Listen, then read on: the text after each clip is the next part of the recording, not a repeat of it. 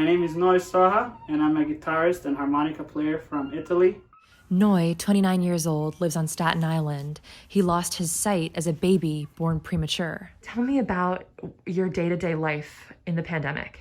Before the pandemic, I guess we should start there, I was performing in different clubs in New York City. I was taking public transportation on my own. When the pandemic started, I went from working 6 nights a week to nothing. I saw literally like 3 people in 5 months. And I was, here by myself. Like, I don't really feel comfortable going out on my own with this situation. In the pandemic, you don't want to risk the closeness on the public transport. I don't want to risk that, and I certainly don't want to put people in a situation where they have to help me. I'm more concerned about others. I know that I can't avoid being close to people, but I also don't want to force somebody to do that with me. Collection 1 of selected image champagne. Having to go through the idea of, okay, let me ask somebody, let me see if I can find somebody, hopefully they don't run away, It's like, it's too stressful for me to actually be comfortable in doing it. You and I met in a music shop, and you were telling me this is kind of a conversation that you feel like a lot of space is not being made for people definitely. In your situation. I mean, obviously I can't see, so it's not the worst thing that somebody could have. Everybody has a different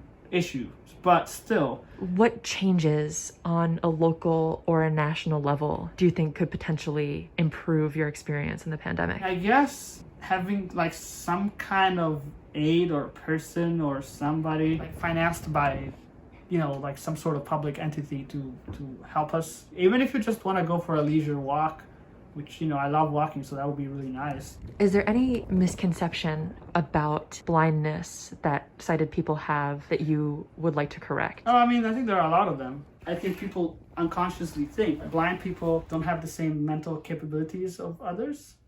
So I've seen a lot of people come to me and speak really loudly. It's like, hey, can you see me? Really close. I'm like, okay, why? I can hear you just fine. And also people are like, oh, I'm praying for you to get your sight back. Even people that work for Access a Ride have told this to me before when they were driving me. And I'm like you out of all people? Basically you're saying somehow my life must be worse than yours and you're sorry for me. It's weird. It doesn't make any sense.